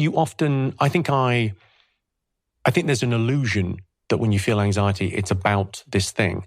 I think actually you've just got a level of anxiety and you will, if I've got nothing to worry about career-wise or show-wise, or I'm not currently being cancelled, you might worry about the environment, or you worry about your kids, or you worry about, you'll worry about something else. So I think it attaches onto whatever's front of mind and you logically go, oh, it's anxiety about this. It isn't, it's just anxiety. you think people know who you are? Truly? You know, I met with a CIA agent a couple of weeks ago, and he said we have 3 lives. We have our secret life, we have our private life, and then we have our public life. Public life is, you know, the guy in the suit on camera. Your private life might be what your wife knows, but then maybe your secret life is who you are when there's like absolutely nobody there in your mind and in your own space. Do you think people know who you are? I think so. I think actually, weirdly, this podcast is quite important in that. You know, going on this, going on Joe Rogan, going on Modern Wisdom, and talking as myself is very exposing. And writing the book Before and Laughter, which is kind of a autobiography, but also a bit self-helpy, is very much authentically who I am. So I think reading the book, listening to this is kind of what it would be like if we knew each other, if we were having lunch. You know, for the listeners, it's like, it's kind of what I'm like. And then I've got an ability to be funny on stage, which is another side of me. So I think that's like, it's not inauthentic what I do on stage. It's just like, that's who I am in front of 3,000 people that have all paid £30 to be entertained. Here we go. What's the side of you that your wife might know, but we don't? Well, this is, yeah, you know, you're slightly more, I think on this, it's very much you take down the, it's not like doing a TV show to publicize something. So if you go on, you know, Graham Norton, you're very much like, okay, well, I've got 3 anecdotes and I'll get them out and I'll try and get 4 laughs and then I'll try and sniper in on the other guests and be funny. And it's very performative. Whereas this is performative, but in a slightly different way, where you're kind of going, well, this is kind of what I think about the world and this is what it's like inside my head. Mm. And it's quite, I don't know, I suppose when you step back from it, it's kind of, okay, well, a lot of self-help, a lot of I guess therapy. Yeah, that's what I'm like. Since we spoke last time, is there anything you thought then that you no longer believe? I'm asking that question because my favorite question. What was the last thing you changed your mind about? I think I've changed my mind about environmentalism a little bit. I think I absolutely acknowledge the problem, and I think the solution is just there. I think it's splitting the atom. I think we should all be. I think nuclear is kind of the future. That's what we should be investing in. We've got an issue that we have a system that is full of politicians, and we haven't got statesmen. We need longer terms. Longer terms? We need longer terms because we need people to make decisions. Like everything's about rewards, right? So what do we reward? It's on a 5-year cycle. So no one's ever going to invest in nuclear because it's going to take 20 years to pay off. But they should be rewarded for that. Somehow we need to find a way to reward politicians for what they did 20 years ago. Because if we do that, there's a better future, right? And I don't know if Britain doing it makes any difference. Like people often say, well, if Britain does it, it doesn't make any difference because, well, China's not going to do it or India's not going to do it. But you go, well, actually, if we did something radical and went all nuclear, it'd be an incredible example to set to the rest of the world. Here's what I do. You want to hear my pitch? All right, here's my political pitch, right? Nuclear submarines have been testing this for 50 years. They're perfectly safe, right? People can live in a nuclear sub next to the reactor. They're fine, right? So we build one of those. There's not in my backyard. We put it in everyone's backyard. There's a nuclear reactor like a submarine in every city. Bury it, have a small power unit in every city and town in Britain, okay? And then it's quite expensive, so you pay your fuel bill, and in 20 years' time, we don't worry about COP23. We burn all the fossil fuels we want for 20 years, and then in one day, we go totally green, right? No more fossil fuels. Well, a little bit for fertilizers and stuff, but no more, essentially. And then fuel, over the next 10 years, power becomes free.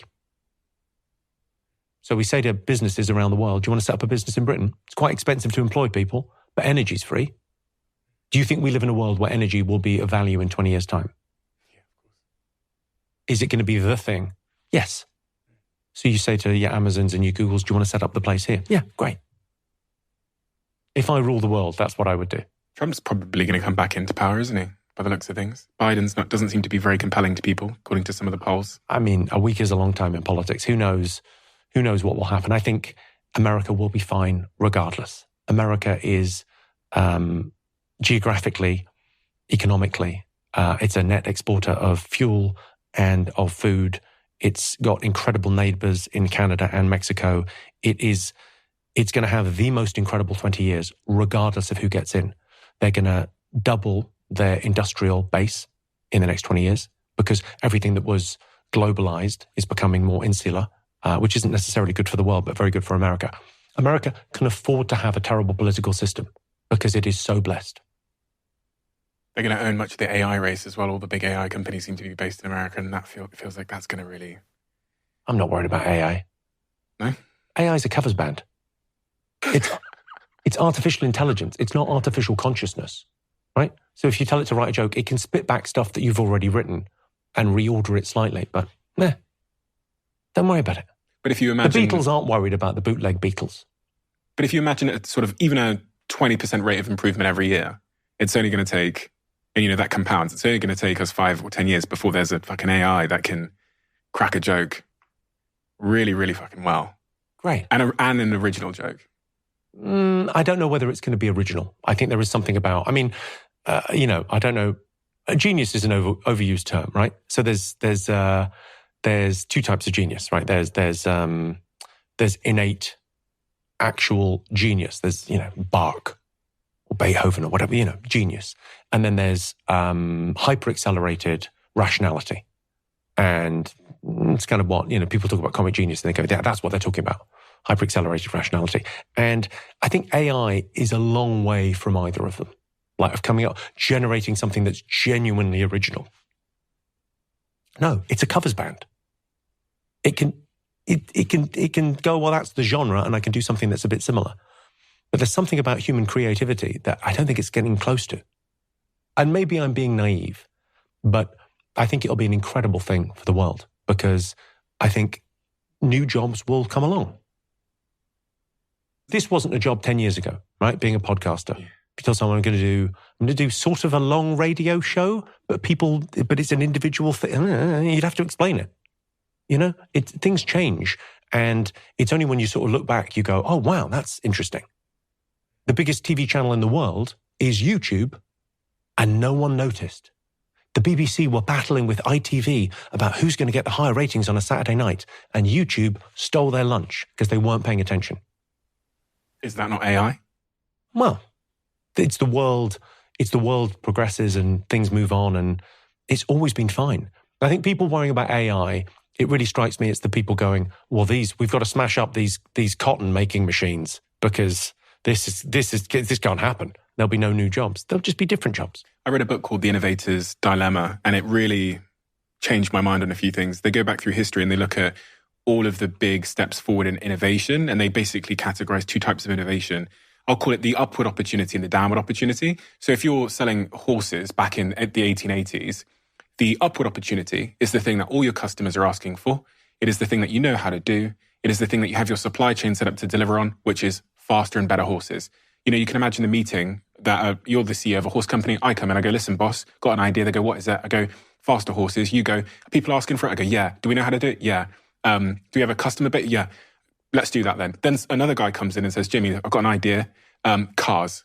Are they better? No. You have to walk in front of it with a red flag and it goes 10 miles an hour. Do we know how to do it? Yeah. No. Is anyone asking for it? No one. None of our customers have asked for a horse. Yeah. That is the downward opportunity. And throughout history, the incumbents always ignore the downward opportunity because their incentives, as you said, their incentives are set up to pursue what we call the sustaining innovation, the obvious thing in front of them. Become a better comedian or become a better podcaster, get another camera. The downward opportunity, I ask myself, what is the downward opportunity in podcasting? Listen, you should ask comedians. Comedians got an interesting way of thinking. I think we're very similar to detectives because we think backwards. Most people think about what's next, right? Which is what you're talking about there. Is the what's next? What's the next thing? What's the next thing?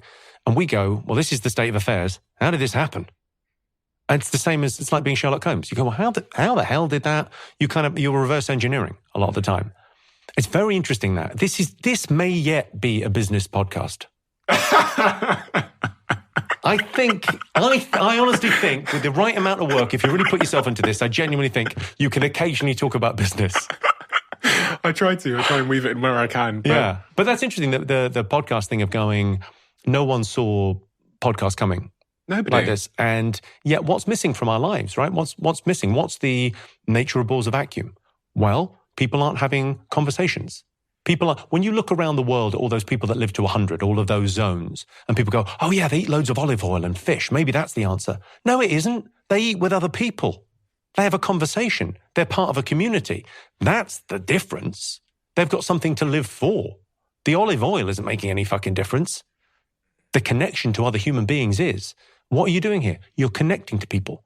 You're having a conversation. So people are eavesdropping on a conversation, but in their heads, they're having a conversation. And the stuff we're talking about, they're relating to their lives. Great. Nobody was asking for this, though. Nobody was saying, do you know what I want? 3 hours of Jimmy Carr talking about life. No one was like demanding that in the BBC era. You know someone's rolling their eyes as they listen to this. Yeah, and I'm turning off now. But in that industry, they probably thought people want bigger TVs and thinner TVs. That's what they want. They want to watch the BBC on a thinner, bigger television, so we're going to deliver it to them. Whereas the downward opportunity was, in fact, they wanted connection. They wanted it to be longer form. They didn't want loads of ads every 6 seconds inside of it. Is this not the great sort of, if you're listening to this and you're thinking, right, what am I going to do? It's not like someone has spotted the gap in the market. You could be the person, and it's that thing of like, do what you do authentically. I always think like Joe Rogan's a really interesting example of that, of someone that's entirely authentic. What does he talk about? Comedy and MMA and life and slightly kind of, philosophy, stuff that he's interested in. He's exactly the same guy he was 20 years ago in the comedy store, backstage, chatting. He's exactly that guy, totally authentic. And people just, yeah, great. I'll listen to that all day. You're exactly who you are. I mean, I love the idea that you think, there's still a bit of you that thinks it's a business podcast. It's not. It's not. You have a thing where you love stories and you love chatting to people and you love learning. And that's what it is. This is just, this should be called the education of Stephen Butler. Well, the reason I think this is a business podcast is because of what I said. I think business is mental. Like, this is called the diary of a CEO, right? What would you find in the diary of a CEO? You wouldn't find fucking forecasts and P&Ls, would you? You'd find problems with his wife. And you'd find that he's having anxiety attacks. And you'd find that doesn't know what the fuck he's doing. So the whole point of this was to go into the diary of a CEO. The things that's not business. That's the rest of his life. Yeah. This is about life. I mean, I love it. I absolutely love it. I'm not breaking your balls, but it's like, it's great the way that it's kind of developed, I think. Yeah, it's been led by, as you say, curiosity. I get people all the time will say, Steve, we want the fucking CEOs back. We want to listen to the business people or whatever. And I just go, I can't do that for a decade. What I can do for a decade is follow my curiosity. Like, I could do that for the next 30, 40 years. And at some point, I'm going to care about Ozempic, and I cared about psychedelics. And so that's what I'm going to talk about. And if you don't like it, then there are 3 million other options. Yeah. I think that thing about going with your gut is going to be the way to go. Because if you like the show and if you're having interesting conversations, I think the listener will go with that. And if you try and give them what they wanted, I think, again, it's exactly that thing of going, we need better, faster horses, not a car. And you're going, well, you need a car. Because whatever this is in 10 years' time, it's going to be different, right? It's going to be, it'll be something else. I'll be a dad and I'll be thinking about a different set of problems and I'll be speaking to parental psychologists about what the fuck to do with my kids and stuff. Yeah. But Rogan was I have to say it, and I think I've DM'd him it. I don't think he replied, but I just said to him one day that the blueprint he set about authenticity and following whatever it is you're interested in has helped me so much, because there's more pressure to change when there's more people watching. And I've seen petitions and I've seen little movements on LinkedIn trying to get me to have more of these kind of people on. The single biggest request I have on this podcast is to, quote, interview normal people that are at the start of their journey. That's the quote. That's what they say to me. And I go, well, if you'd interviewed Stephen at 18, not a lot to talk about. So it'd really be them interviewing me, maybe. That tends to what happens. Who would be the student in that situation? But that's the most popular request I get, is to go and interview, quote unquote, normal people. Ignoring that, I mean, as you must have had to ignore the external pressure of changing or telling a certain type of joke or being a certain type of person. No, I think the audience, though, for me, because of that immediate feedback loop, they do tell me what they find funny. And that kind of leads you down a road of going, well, that's interesting. People want to hear this. I think the reason people are drawn to my comedy is partly because there's not a lot of censorship in our society. there's quite a lot of self-censorship. So people aren't speaking freely in the office or even at home. They're not saying what they really think. Have you noticed this thing? Opinion polls don't seem as accurate as they once were.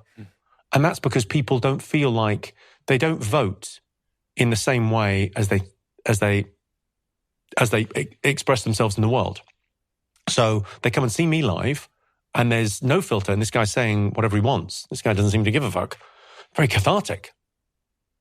If you're spending your days going, well, I know what the right thing to say is, so I'll say the right thing. You know, if you want to see who has power in a society, who can't you criticize?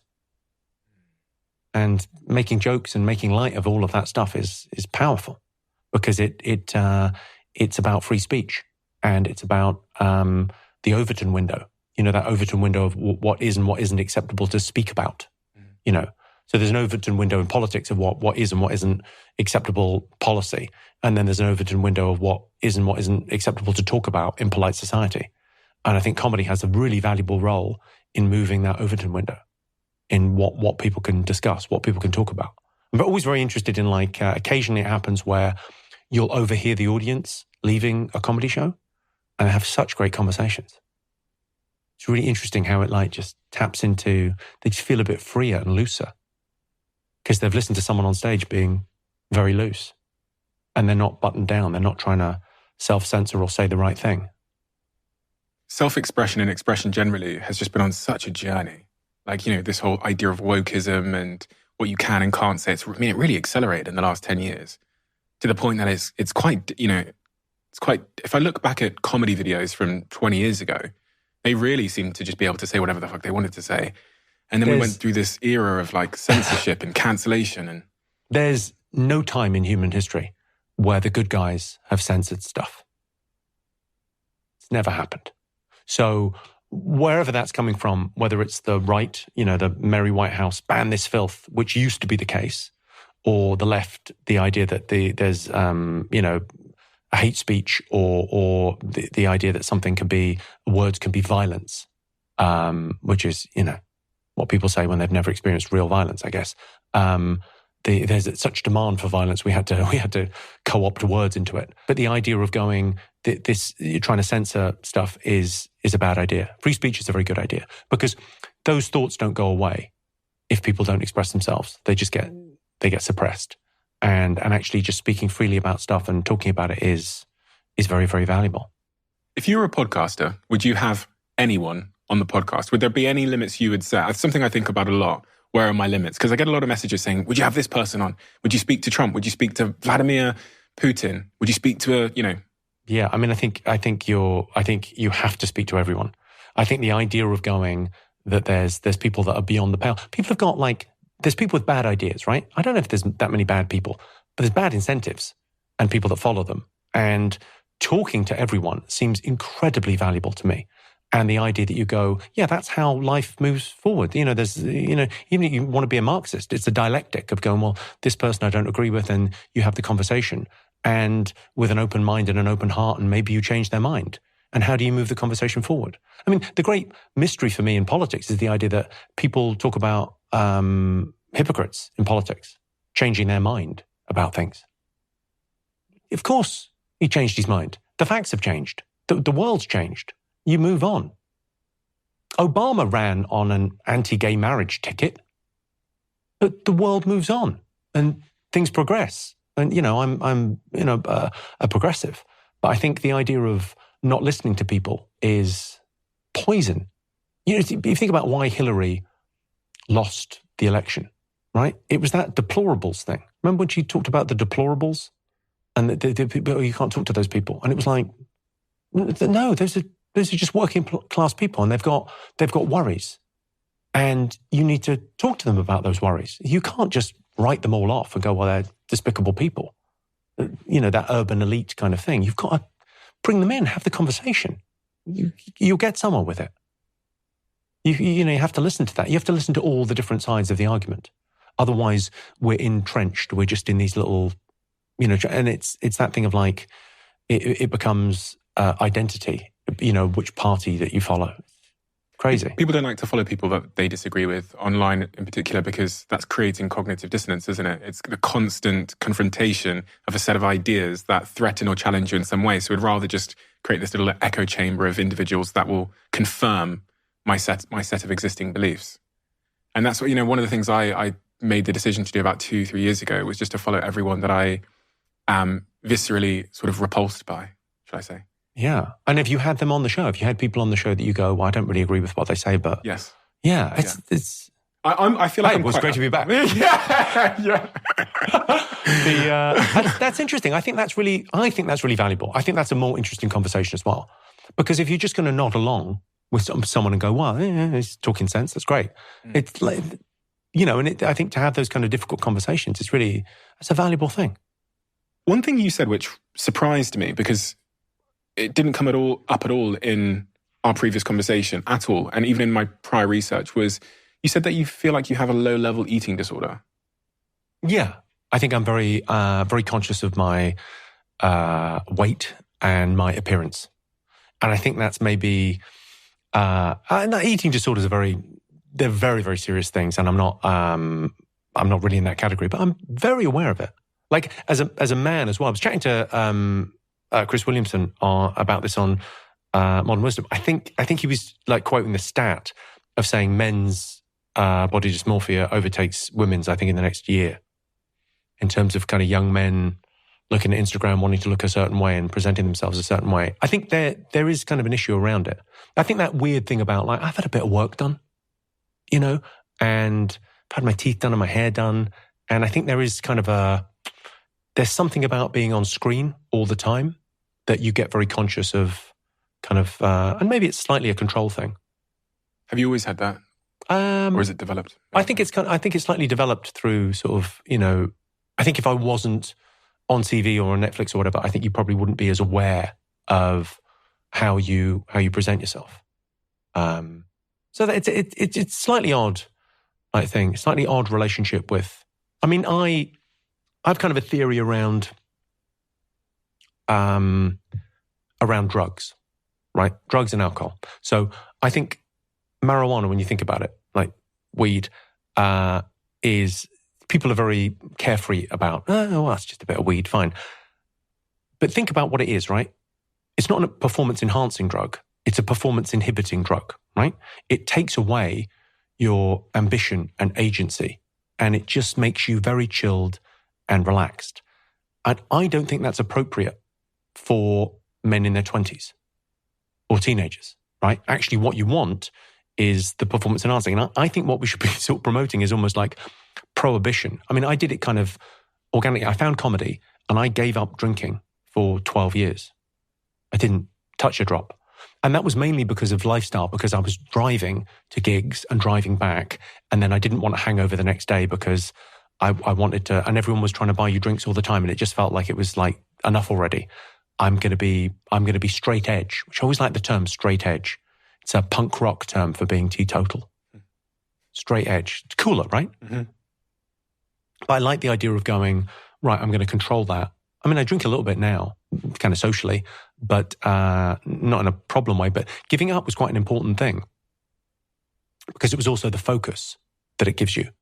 So I don't know, I'm slightly anti-drugs for young people. I slightly think men in their 50s and 60s that are workaholics, maybe some marijuana wouldn't be a bad idea. But it's the idea of kind of young people taking it and not having, what does it take from you? It takes away that kind of that raw ambition. And that's such a sort of valuable thing in those years. It's almost like that advantage that young people can't see the advantage that they have.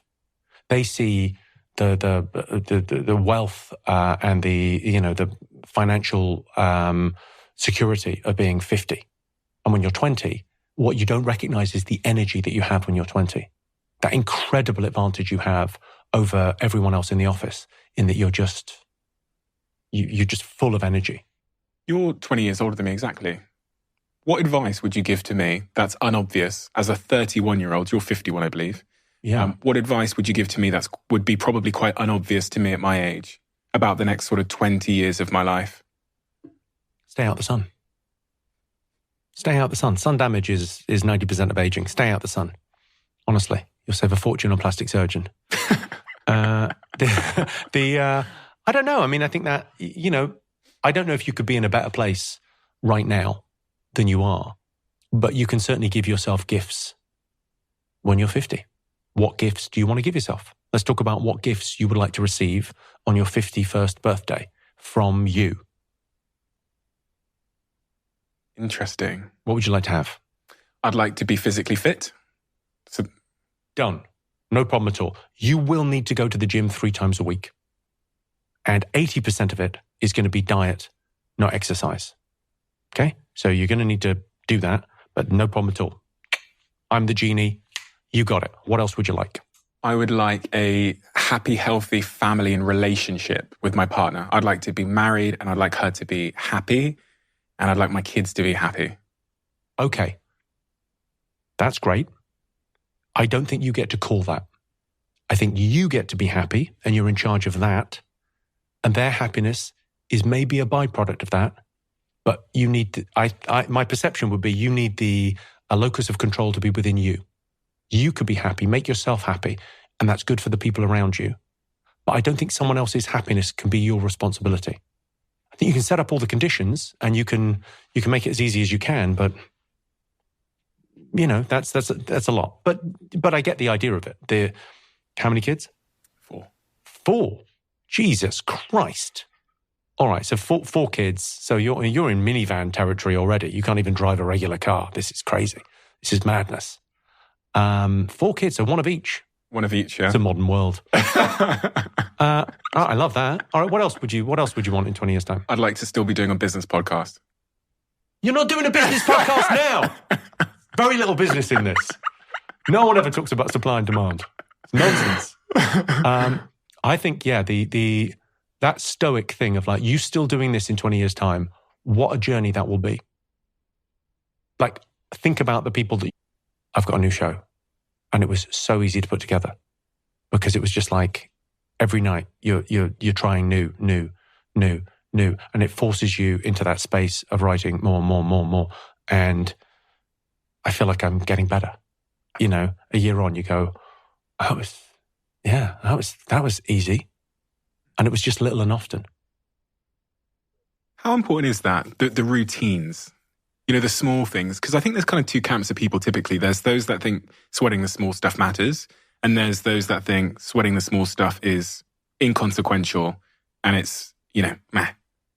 But it seems that, the people that I seem to sit here with that are really successful at what they do have a real obsession with the detail. I remember Walter... I don't know if it's the small stuff. I think it's the important stuff. So I wouldn't sweat anything other than the joke writing and the performing on stage. Everything else, it's all small stuff. That's the important stuff. And focusing on that, like knowing what's important, I guess would be the first stage there. But then, yeah, that seems absolutely critical. Remember, I sat here with Walter Isaacson, who followed Elon Musk for 2 years and followed Steve Jobs for 2 years before Steve Jobs died. Both 2 business people. He's not connected, though. No one thinks it's his fault. No. You're not casting any... No, I'm not saying he did it. Yeah. I'm not saying he did it. But he said something to me about how Steve Jobs would even make the circuit board inside the iPhone look beautiful. And this came from Steve Jobs' father, who told him that he had to paint the back of the fence as well, even though no one would ever see the back of the fence because it was covered. But he said that truly great individuals care equally about the parts that are unseen. The things you'll never see. And I always thought that's incredible that Steve Jobs would care so much about making the circuit board inside this iPhone look beautiful. And why is he doing that? Well, is he doing that because he will know?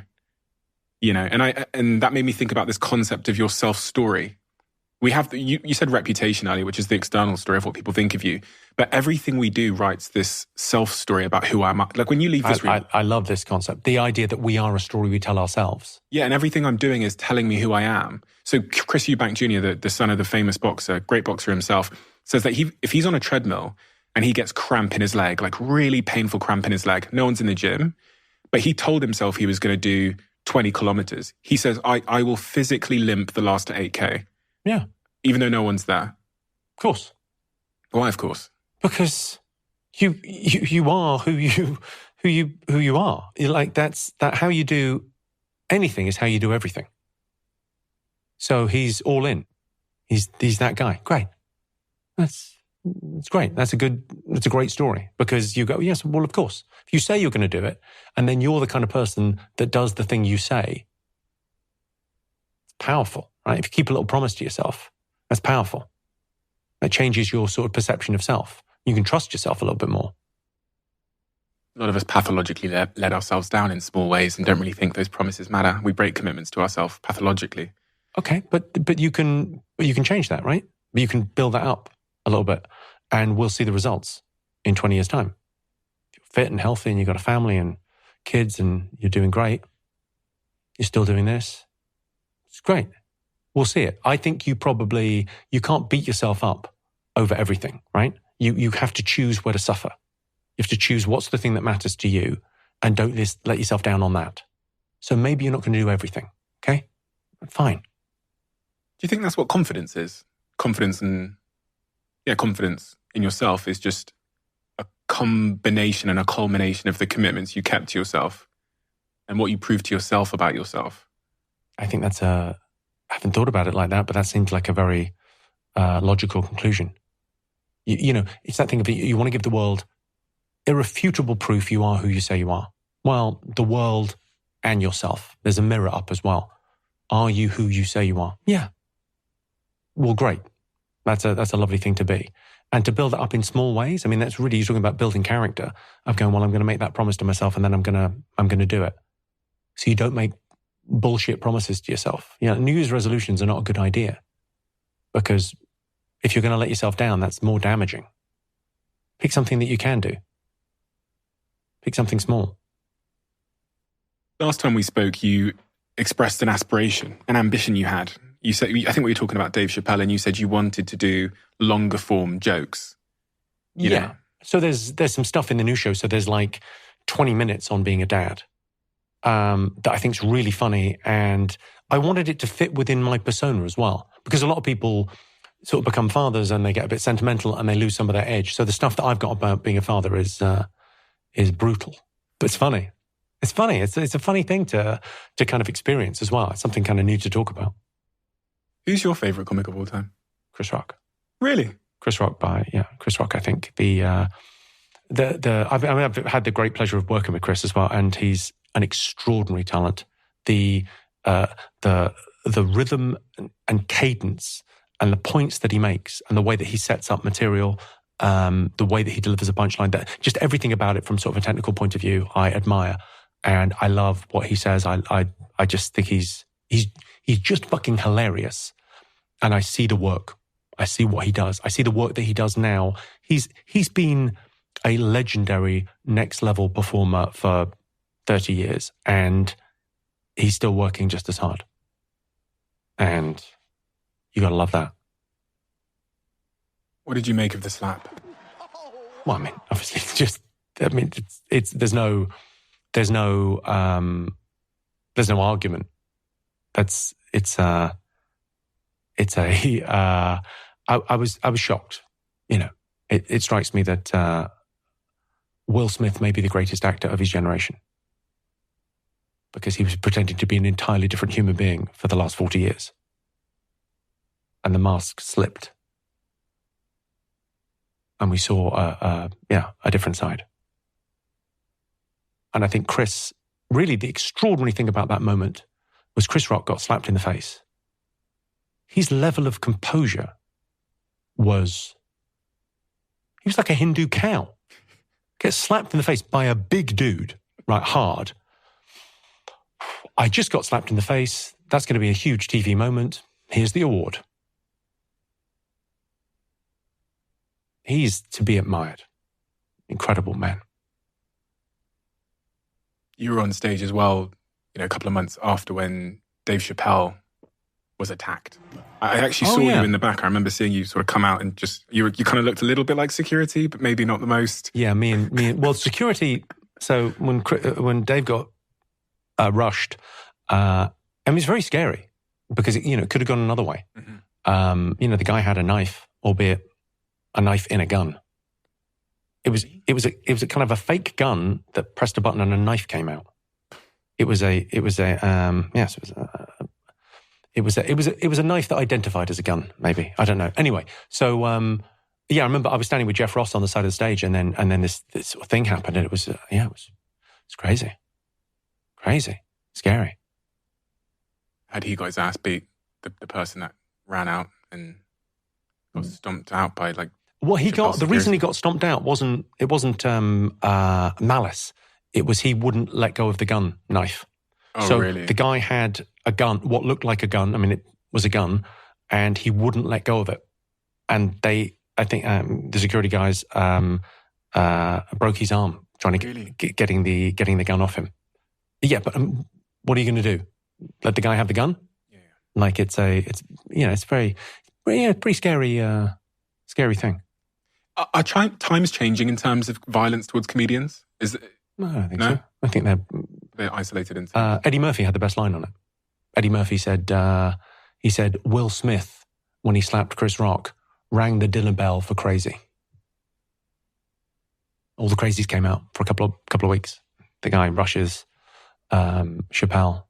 It's not a great situation. I mean, it's like it's a scary thing when you think, a friend's getting rushed by someone with a knife, and you sort of think of, well, what could have happened?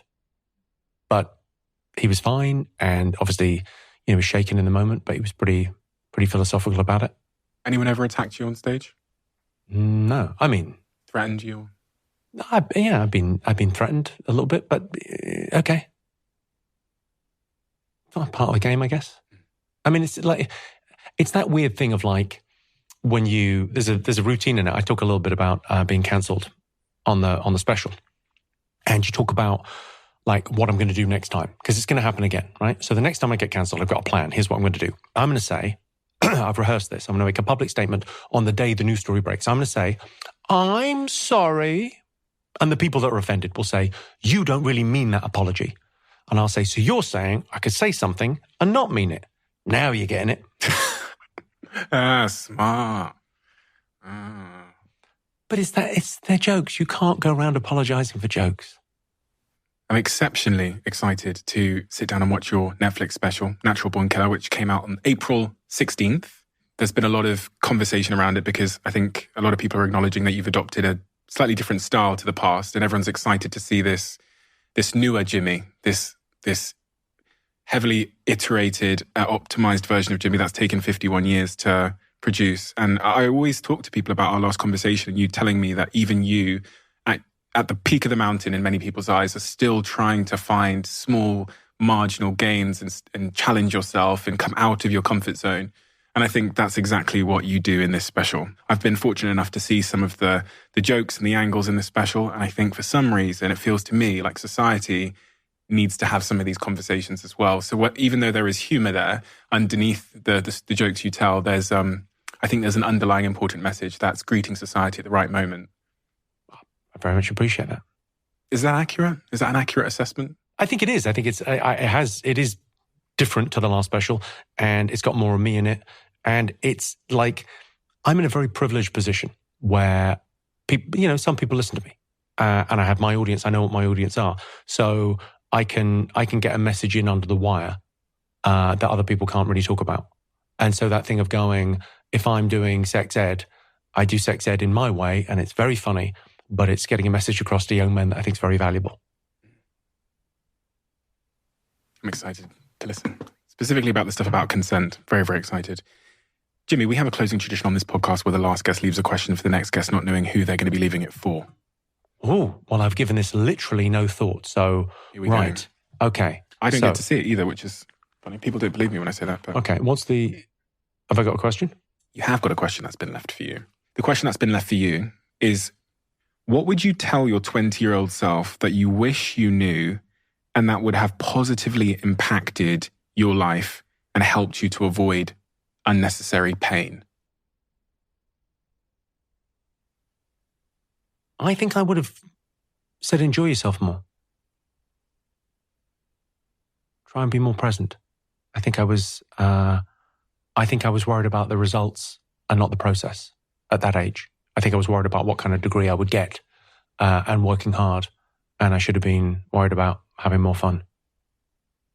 What's telling you in hindsight that that's the important thing you needed to hear at that point? What was the symptom of not hearing that? I think there's a weird thing in if you're in academia and you have that imposter syndrome and you feel like, oh God, I don't belong here. I'm not bright enough. I need to work harder. That's valuable in one sense. It makes you kind of work harder, but actually, I should have. What's college for? It's just for growing up. Be in the moment. What do you think of university? I think university is a luxury item now. I think the intrinsic value of university is less important than the what it signals about you. So I think a degree from Cambridge is a Louis Vuitton bag. It's a luxury item that says, I have this. You can just get the reading list and read the books. I'm not sure whether academia's, I don't know. I've got strong views on academia because when I went to university, it was free, right? It was very difficult to get in, but it was free. And I think we should bring that back. I think if you're doing, let's say STEM, right? Let's say you're studying any STEM subject, university should be free in the UK. And if you get a STEM degree from anywhere else in the world, it should come with a British passport attached. Come, spend some time here. Great. It's not a bad policy. Your kid turns to you one day and says, Daddy, I want to be a magician. What do you say to your kid? They want to be a magician. Or they say that I want to be an NBA player. Let's do that one. What do you say to your kid? Wait, go back. Become a magician. I don't know. I mean, listen, it's I suppose it's that thing of like, follow your dreams if they're hiring. It's Chris Rock's line, isn't it? Yeah, follow your passion if they're hiring. If you're good at that, I don't know, if my kid winds up being 7 foot, I'd be surprised. But if he is, then maybe there's a future in it. But pick something that seems realistic to you. Have you got a bias about what you'd want your son to do? Honestly, because we all have. I would have a bit of a bias. I mean, I don't know. I don't know what jobs are going to be in 30 years' time, right? You want your kid to be happy and maybe to have some sort of grounding in critical thinking. And beyond that, I don't know. Good luck. Jimmy, thank you. Our first conversation really blew me away. And it taught me something about this podcast. You're one of the real defining conversations I had that taught me that everyone is much more than the surface that you see. And it's funny because last time when we recorded, it was upstairs in my kitchen, my previous kitchen, and the team texted me when you arrived and they said, Jimmy Carr's just arrived. I think you arrived on your bicycle or something. And they're like, oh God, he's just cracked a joke about someone's mum downstairs. And I thought, this is Jimmy Carr, the Jimmy Carr I've seen on 9 out of 10 Cats. And then we went upstairs and had that conversation and it just blew my mind.